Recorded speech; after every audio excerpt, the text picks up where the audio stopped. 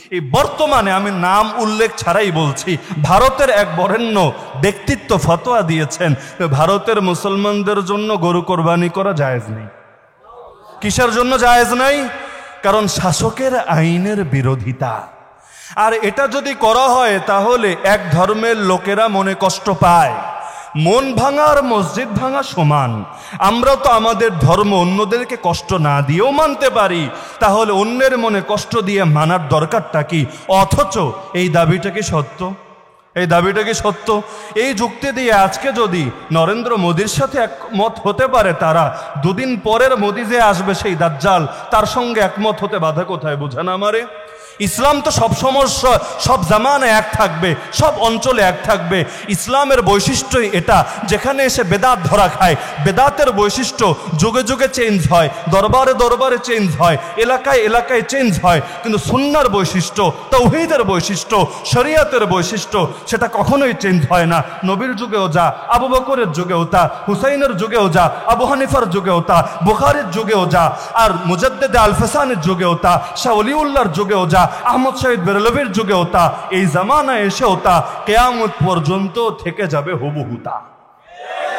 ইসলামকে যারা পরিবর্তন করতে আসবে তাদের বিরোধিতা করা প্রতিটা মুসলমানের উপর ফরজে আইন হয়ে যাবে। ইসলাম যেমন ছিল তেমন আছে, কিয়ামত পর্যন্ত তেমনই থাকবে। যার কারণে ইসলাম কাফেরদের চাইতে মুনাফিকদের উপর বেশি কঠোর। সর্বনিকৃষ্ট জাহান্নামে কে যাবে? কাফের না মুনাফিক? কাফের না মুনাফিক? কিসের জন্য? মুনাফিক কারা? বলবেন হুজুর মুনাফিক তো খুঁজে পাই না। কেন? কাদিয়ানিরা মুনাফিক না? হিজবুত তাওহীদ মুনাফিক না? আহলে কোরআন মুনাফিক না? ওই যে আর এক লোক নাচতে নাচতে চলে গেল ডিবেট করতে ডক্টর সাহেবের সঙ্গে, এটাও মুনাফিক না? তো মুনাফিক বলে কারে? যে ভেতরে কুফরি আকীদা লালন করে, ভেতরে কুফরি শিরকি আকীদা লালন করে, আর মুখে মুসলমান বলে পরিচয় দেয়, তাকেই তো বলে মুনাফিক। মুনাফিকের অপরাধ দুইটা, কাফেরের অপরাধ একটা। কাফেরের অপরাধ সে কুফরি করেছে, মুনাফিকের অপরাধ একদিকে কুফরি করেছে আর একদিকে সে এটাকে ইসলামের নামে চালানোর চেষ্টা করেছে। তার মানে কাফের প্লাস ধোঁকাবাজ, দুই অপরাধ একত্রিত হওয়ার কারণেই তার শাস্তি হলো সবচাইতে কঠিন। তো এই মুনাফিকরা ইসলামের জন্য সবচাইতে বেশি খতরনাক। নবী বলেন, ইন্না আখাফা মা আখাফা আলা উম্মতি কুল্লু মুনাফিক আলিমিল লিসান। আমি আমার পর উম্মতের জন্য সবচাইতে বেশি ভয় করি এমন প্রত্যেকটা মুনাফিককে যাদের জিহ্বা দিয়ে এলেম ঝরে। তার মানে জিহ্বা দিয়ে কথা বলতে শুরু করলে দেখা যায় জ্ঞান আর জ্ঞান উপচে পড়ছে, কিন্তু বাস্তবে দিলের মধ্যে কুফর আর শিরক দিয়ে ভরা।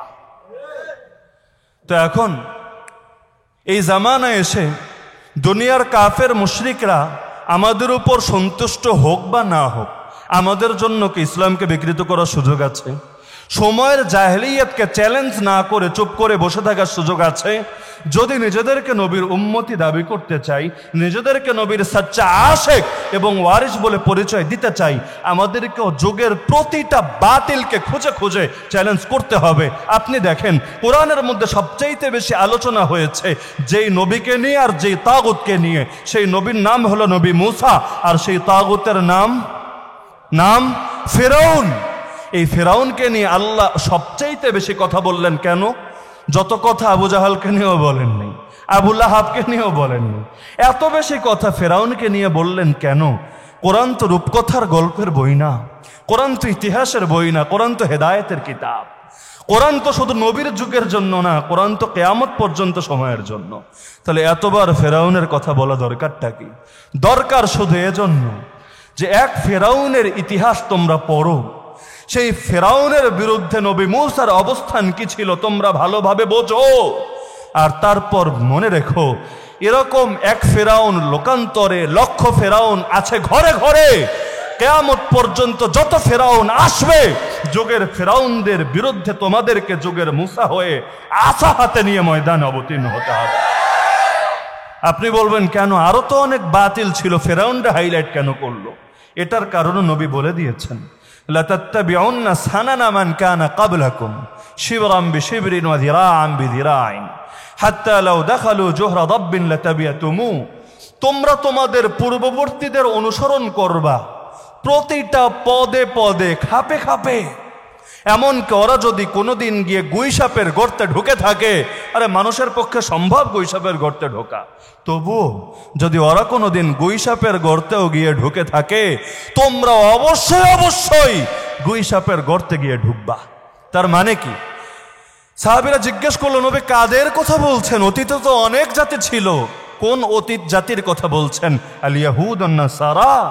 আপনি কি ইহুদি? তার মানে নবী মুসার অনুসারী হওয়ার দাবিদার যারা, আপনি কি সেই ইহুদি আর খ্রিস্টানদের কথা বলছেন? নবী বলেন, ফামান, তাহলে আর কার কথা বলছি? ইহুদি আর খ্রিস্টানের সবচাইতে বড় অপরাধ কি? সবচাইতে বড় অপরাধগুলোর মধ্যে 1 নম্বর অপরাধ হলো তারা কিতাবকে বিকৃত করে ফেলত। যুগের উপযোগী বানাতে গিয়ে ইসলামের ভার্সনে চেঞ্জ করে দিত। যেমন এই যুগে এক শ্রেণীর মডারেট মৌলবী আমেরিকা